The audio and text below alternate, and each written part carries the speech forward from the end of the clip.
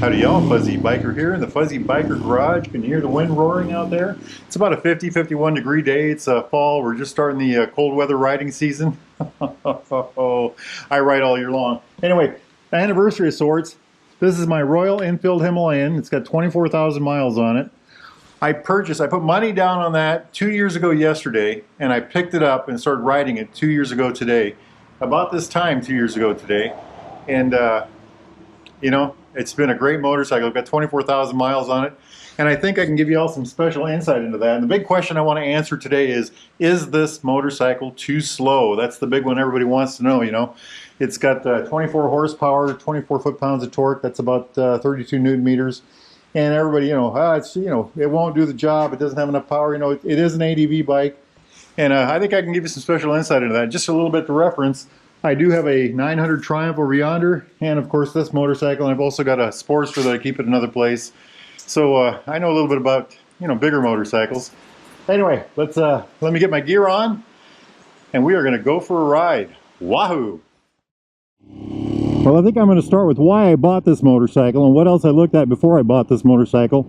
I got this because I wanted an ADV. I wanted a bike that when the pavement ran out, I could keep on going. I got tired of seeing signs for places I wanted to visit that I just couldn't go to because the motorcycle I had street tires or was too heavy or just wouldn't do the job. So I looked at actually two other motorcycles besides this. One was the Pan American, Harley-Davidson Pan American, which I absolutely loved. However, that weighed 570 pounds, and though they told me it was going to cost me $19,000 when the paperwork got done, because we did sit in the office with paperwork, it was $25,000. So that was just a no-go. The other ones I looked at were the Triumph Tiger, which is probably one of the best motorcycles made. And the problem with the Tiger, of course, was the price again. It was just a lot of money. As far as the Himalayan goes, I had decided I didn't want it because it just didn't have enough power. You know, it only had 24 horsepower. So why would I want that? You know, what good is that motorcycle? Went over to Baxter Cycle one day. I was supposed to test drive a little bike, and they threw me a Himalayan, and they said, take that out and put 200, 300, 400 miles, you know, as many miles as you want on it. And I put about 180 miles on it, and I just fell in love. I took it on gravel, I took it on pavement, I took it all over. I even did a little bit of interstate on it, and was absolutely amazed that it would go, I think it went 83 miles an hour or something like that. So fell in love with the bike. Decided to get myself one. Waited about a month before committing to it. Didn't want to impulse buy it, you know. And I did it. Possibly the best motorcycle decision I ever made. I've never regretted buying this motorcycle. It's an absolute hoot. So back to the original question, is this motorcycle too slow? And the answer to that is both yes and no. It really depends on you, the rider. In my case, I've struggled with it. You know, I've thought of trading it off at times. I've you know, gone back and forth on it, and my final conclusion is, well, kind of as such. I bought the motorcycle so I could explore the non-normal road, you know, the unusual road, the unusual area, the odd place, and that meant dirt roads, gravel roads, farm fields. I've driven to the top of hills, you know, grass, you know, big grass-covered hills. I've driven to the top of those kind of things. Gone all over the place. And I've done that on this motorcycle that I could not have done that on a street bike or on any other motorcycle really, other than a good ADV. And one of the big benefits this ADV had over, for instance, the Pan American and the Tiger was weight. This one is substantially lighter than both of those bikes. Of course, it has a lot less power, but it's got plenty of torque. So, you know, it's able to do those things. The other thing I can do with this bike that I don't know that you could really do very effectively on those. I know there's, you know, professional bike riders that they show videos of them doing this, but I've dirt biked with this. I don't think it's a good dirt bike. I think it's kind of a lousy dirt bike. It's heavy, but I do not think you could do that at all with those bigger motorcycles. And the other thing is, you know, those bikes are very expensive to be doing those kind of things with. So I think this is actually a pretty darn good motorcycle in that sense for what I bought it for, you know, exploring the odd road. Another neat thing about this bike, and another reason I wanted an ADV style bike, was I wanted to be able to hop out in my driveway, drive 50 miles, 100 miles to a place I wanted to explore.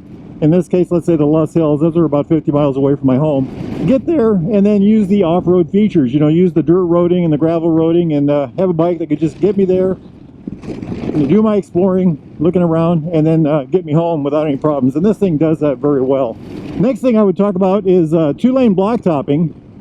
This is kind of an interesting thing. I do a lot of two-lane blacktopping on this road.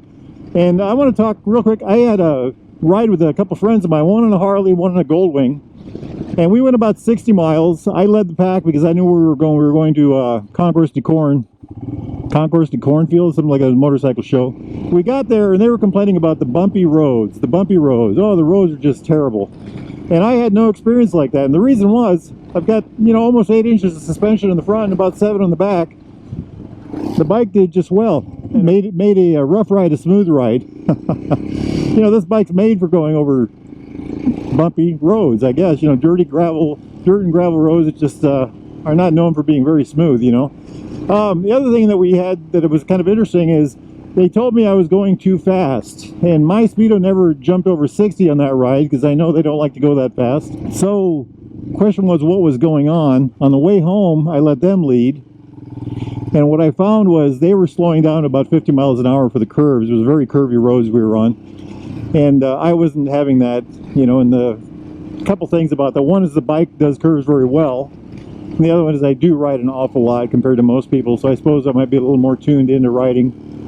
But the bike did very well, you know, so very well on two-lane blacktops. You know, this bike gets me to, I think the longest day I rode was 370 miles, 377 miles. I don't recommend that on this bike. If you got to go that long on pavement, you probably should find something else. But it will do it, you know. I do a lot of 200 and 300 mile days on this, and I'm perfectly comfortable. I've got this modded out. The two big mods that I put on this thing that I would recommend to anybody, I got a big windshield, and I've got the Seat Concepts tall seat. And I think that seat in particular is, if you get yourself one of these, try one of those seats. They're just a fabulous thing. So kind of another interesting thing about this particular motorcycle, and I think this is a really important factor to consider when choosing an ADV. This motorcycle costs, I think I paid $5,200 plus tax and license. And that was brand new with a 2-year warranty. Now they have a 3-year warranty. The new ones have a 3-year unlimited mile warranty. Because of the price of the motorcycle, you know, I bought myself a low-cost motorcycle. I will go places without thinking about, oh, I don't want to damage my bike, you know. I will go ride places that are unusual, that are odd, that are, you know, where I could drop my bike or, you know, have problems. And it doesn't, I don't fret it because it's a $5,000 motorcycle. You know, the most I can lose besides personal injury is $5,000, right? So in that sense, that increases the range of the motorcycle. That is a factor that, you know, you will do more on this motorcycle simply because it's a less expensive motorcycle. You know, you feel more comfortable doing things that you wouldn't risk your high value motorcycle for. Of course, the limits of this motorcycle, and we need to talk about that now. Oh, wait, well, let's go back a little bit on that too. Let's go back to cost. The other part of that is maintenance. These motorcycles are very cheap to maintain. You change the oil. There's only 2 valves. You can adjust the valves in 45 minutes and change the oil. By the way, change the oil and adjust the valves in about 45 minutes. Let's say an hour. If you take it to a dealer, it's not that big of a cost. If you have the two that I mentioned earlier were the Pan American and the Tiger. Those motorcycles are expensive to own. They're expensive to insure. They're expensive to buy, expensive to insure, expensive to maintain. You know, they have special tires, special this, special that. This motorcycle is low cost. Easy to get to. Air cleaner, 15 bucks. Oil filter, 11, 12 bucks, you know. 2 quarts of oil, no biggie. All very easy to get to, you know. So where does this bike fall short? And that would be, there's really a couple areas. And I'm going to start with the easy one. If you like riding with your friends and you guys race a lot, you know, if you're, like I ride with my older friends, we don't race, so speed really isn't an issue. If you're still of the sort where you do a lot of, you know, jockeying for position and powering and things like that, this is going to be the bike that's going to hold the tail of the crowd. You know, you're not going to be first, you're going to be last. And if that's a problem for you, then this is not a motorcycle you want. On the plus side of that, because it is low power, you're going to get 60 and 70 miles a gallon. You know, just throw that out there real quick. The other place where it falls short would be long runs of high speed. If you've got to do 70 miles an hour for, you know, 20 miles or more, 15 miles or more, you know, if you've got to get on the interstate or something like that, You can get on the interstate and go 70 miles an hour. It'll do it just fine, as long as you're not going into a strong headwind. I just don't know how long a 411cc engine would go. I don't think you could drive across the state. I wouldn't go 100 miles on this doing that. I don't think it's the right bike for that. If you got to go a couple hundred miles, find a 65-mile-an-hour road. If you got to take interstate the whole way, this might not be the bike for you to go with. I was out riding with a friend of mine one day, and we took about 20 miles to interstate right into a headwind. Strong headwind, probably 20-mile wind. The best I could do was 60 to 65, I would say. So, that is a shortcoming. The other one is long time. If you got to, like I said, if you got to go 100 miles on interstate or more, I don't think this is the bike for that. For what I do with this motorcycle, 2-lane blacktopping, rural roads, dirt and gravel, a little bit of off-roading, down to the river, places like that, this thing is just a charm, a hoot. This got me where I wanted to go. It met my requirement, and when the pavement ends and there's a sign that says 5 miles to that or 10 miles to this or something over yonder, I just go. And I've got great tires. I've got these Dunlop Turmax Missions that are incredibly tough tires. I've got this good windshield for long runs, a comfortable seat. I've modified it. And by the way, it's another thing, I made all those modifications for very little money. If you have a high-dollar motorcycle, those parts tend to cost more. This bike is a low-dollar motorcycle, and there's lots of parts out there that are pretty darn affordable, even from Royal Enfield, or should I say, especially from Royal Enfield. But I just love the motorcycle. Absolutely love this motorcycle. Do I intend to keep this? Heck yes, I do. So the big elephant in the room as far as Himalayans go is we've got the new one coming out, the 450. They keep saying that. Now today there was another teaser that Royal Enfield put out, and at the end of that teaser, it was a picture of Royal Enfield Himalayans like this going through the mountains, and then at the end of that they had 2023 and a big question mark, and the insinuation there is that there's a new model coming out. Would I get that? You're darn right I would. Would I replace this one? I don't think I would. I think I would keep this one and then get that one. The reason I wouldn't get rid of this one is, what if I don't like that one? What if I think this one is still the better motorcycle? I can always sell this one later if I decide I'm not riding it. But I have a feeling this bike is near and dear to me, and I would have a hard time trading this off for another motorcycle unless that thing was a real piece of art, The new Himalayan. Things I worry about with the new Himalayan.